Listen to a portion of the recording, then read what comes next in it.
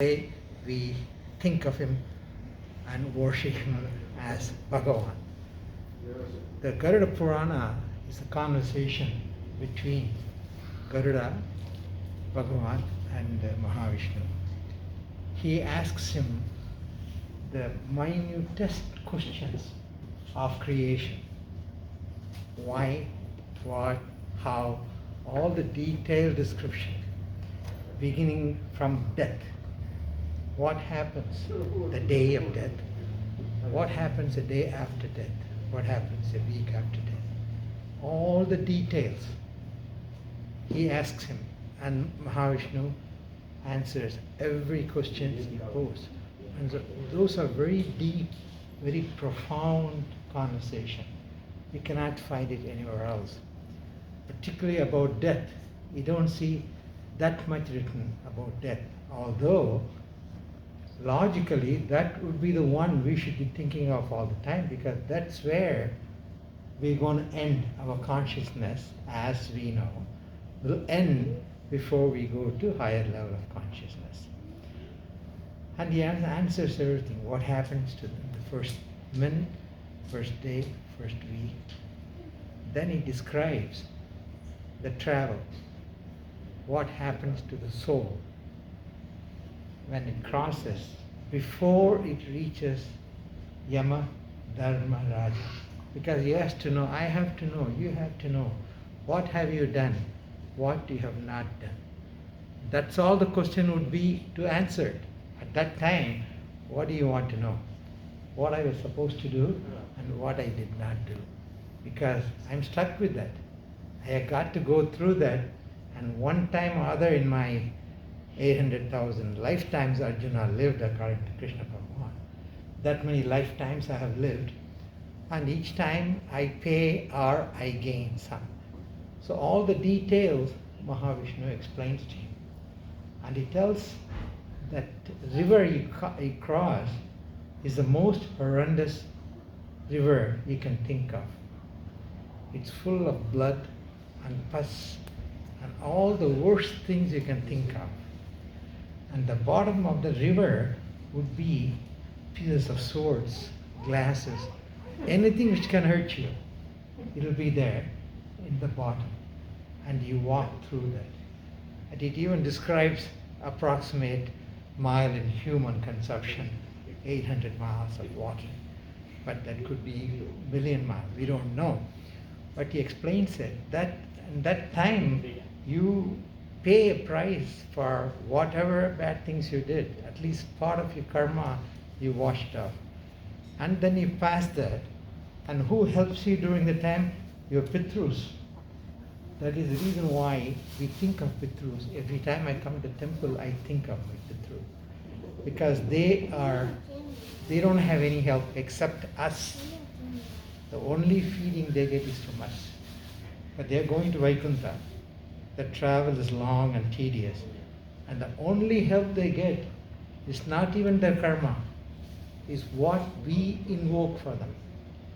So it's very important for us to think of them. So every time I come, I think of my 6 generations or 3 generations, 3 pairs of generations. Think of them because they are in their own loka, Pitru loka, and that exists here. Different dimension. All the lokas exist in different dimensions. And when you think and ask Mahavishnu, please show kindness to them and take them with you, he will make it easier. So small gestures like that, you do it certain days, this you do, but all the time, you want the journey to be easy, easier than it would be. It's a horrendous journey. The way the Vishnu Purana, Garuda Purana describes the journey, there are only 3 books. The Book of Death, the Tibetan Book of Death describes it. Egyptian Book of Death describes it. But for that, there is not that much written about death, even though that is the most important thing we should think of. That is the reason Mahakali is the kindest, because she is the one who comes at that time and directs us and protects us, gives us the wisdom.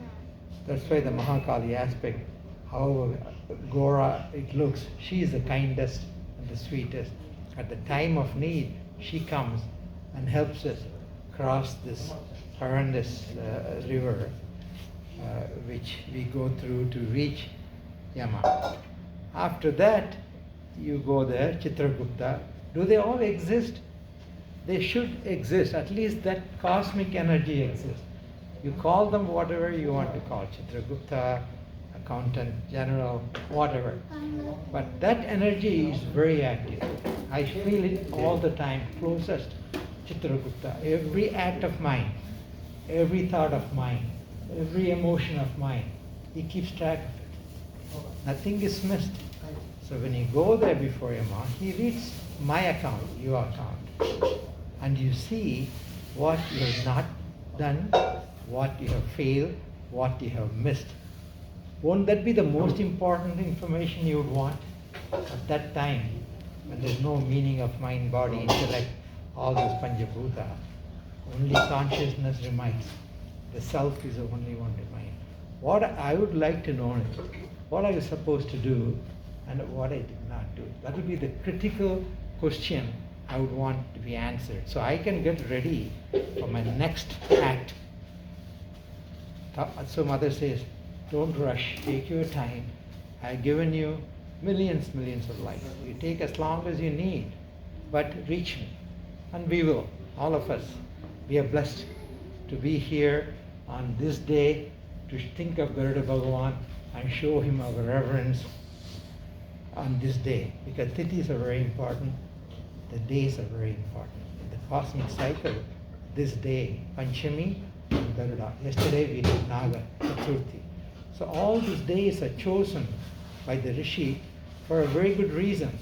And those days, they are the most effective. You can do it any day you want, but do it on the days chosen. So yesterday we did a wonderful function, Naga Chaturthi. It is strange how Naga Chaturthi and Garuda Panchami. Mythologically, those are enemies. That energy, there's no enemies. There's no enemies. In reality, everything is one.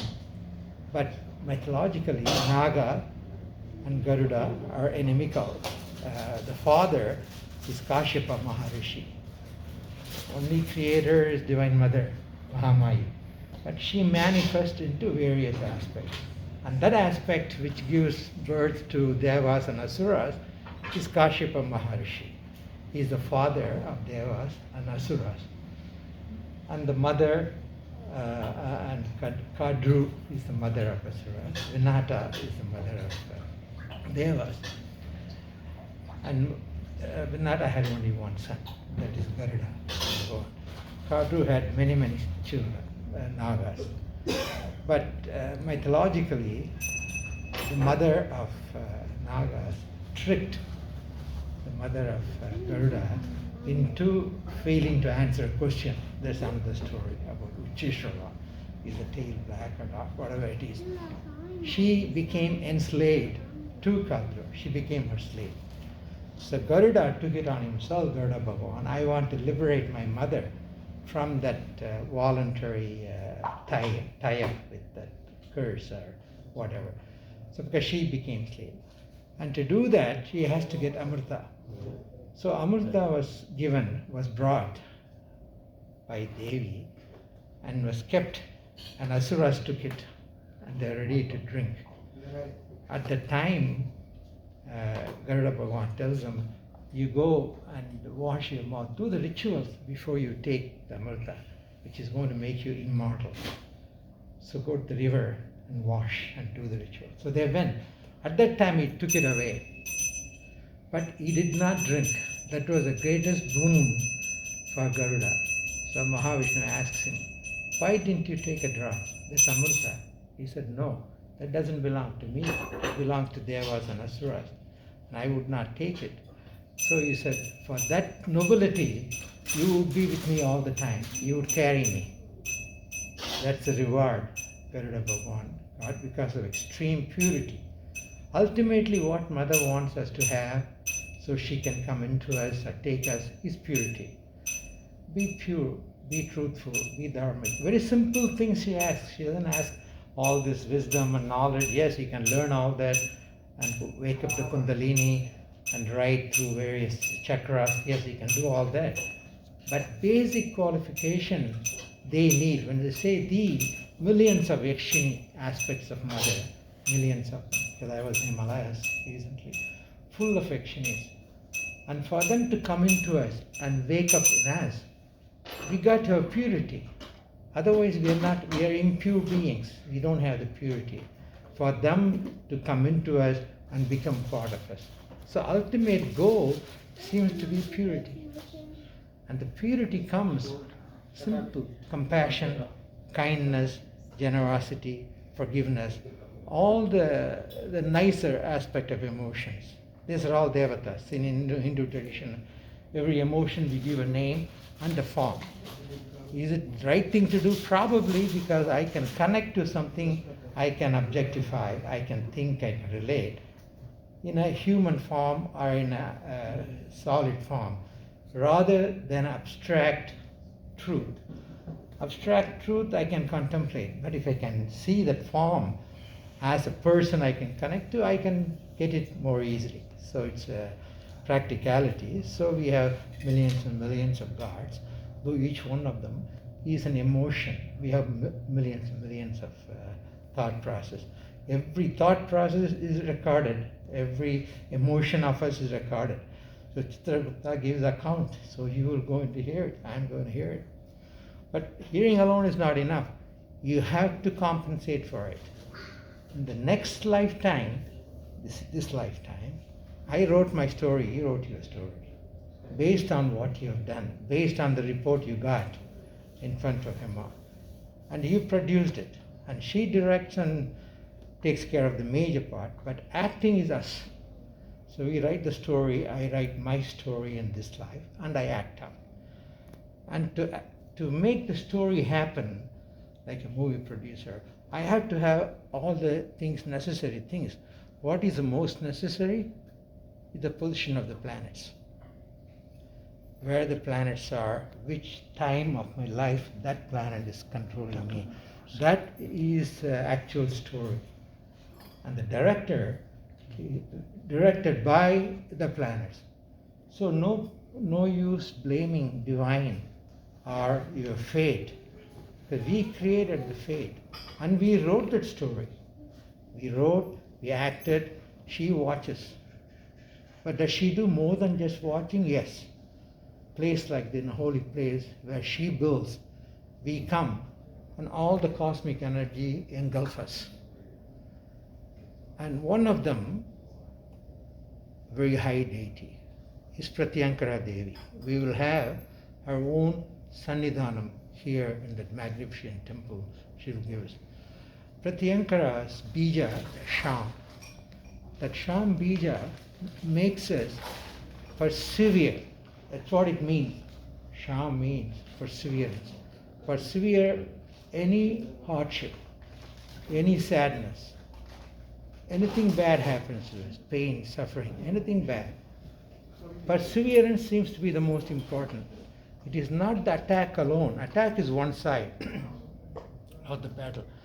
The perseverance is the other side. If I can persevere that attack, the same attack to you may be much less than it is me, because you have the grace of Pratyankara Devi. You chanted a mantra, you woke up the bija, you woke up that aspect in you, and that will make you persevere anything. And if you go to logical conclusion, perseverance seems to be the essence. It doesn't matter how much the attack is, it doesn't matter how bad the life is. If we can know the truth and know that is a story you wrote and you're acting. If you know that, you persevere, because you know it's not real. The only reality is your Atman and Paramatman. The rest of it is all made up for the Atman to go to higher level of consciousness. And we have come this far from one cell into trillion cells. And the ability to abstract think. Abstract thinking, they claim is very human, only humans have, but I think every life form has certain degree of abstract thinking. I see the dogs, I see the cats, I see the emotions. So they do think abstractly, but we don't, we cannot relate to that. We can only relate to our level of abstract thinking. But that seems to be the most important. That's why Devi, moon is very important. Even in the chart, you look at the moon's placement, you can predict what level that soul is. If you see it in the 12th house and Ketu in the 12th house, with moon is a final chapter. You finish up. And many of you I know personally have Ketu in the 12th house. You're born with that. That means you have the potential to finish up. You have the potential. You have to reach it. But if you don't have the potential, you still have to travel all the 12 rasis and then reach Meena, then you finish up. So you have the potential to finish up if you have Ketu in 12th house. So it's not that everyone who has Ketu in 12th house will finish up as human. It's likely, and we have the potential. Most likely, particularly those of us who come here and connect to Mother, we will finish up and go. Then what happens? We go to Devaloka. That's the next level of consciousness. When you go there, if you already know them, like here, so many Yakshinis, if they know you, your Kundalini is awakened and you're related to them, you'll be familiar. So your travel will be easier. You will belong in that world. Otherwise, you are new, just like the pilgrims when they came, they didn't know anything. The world was new. But if they had known someone here, travel would be easier, life would have been easier. So that story is related to you. In Vishnu Purana, they're ready. There it is. So think of Garuda Bhagwan, wonderful. He laid on Adisesha. His restful state was on Adisesha. So between serpents and Naga and Garuda, he is quietly laying down. And he observes, and she observes. And above Tirumurti is her, the pure consciousness, which started the whole drama and created. I just came from the place where the drama apparently started, Gauri Kun, about 7,000 feet, where she started. He did tapasya. That's why Gauri Devi is called Mahatapasya, because no one can do tapas like she could. She must have taken trillion years to write this trillion life story, trillion life story. Humans are only a small part. So that's the story. So today, think of Garuda Bhagwan. Think how highly evolved the avatar he is, and how he protects us, and how he gave us the truth for us to learn and function. Thank you. Thank you.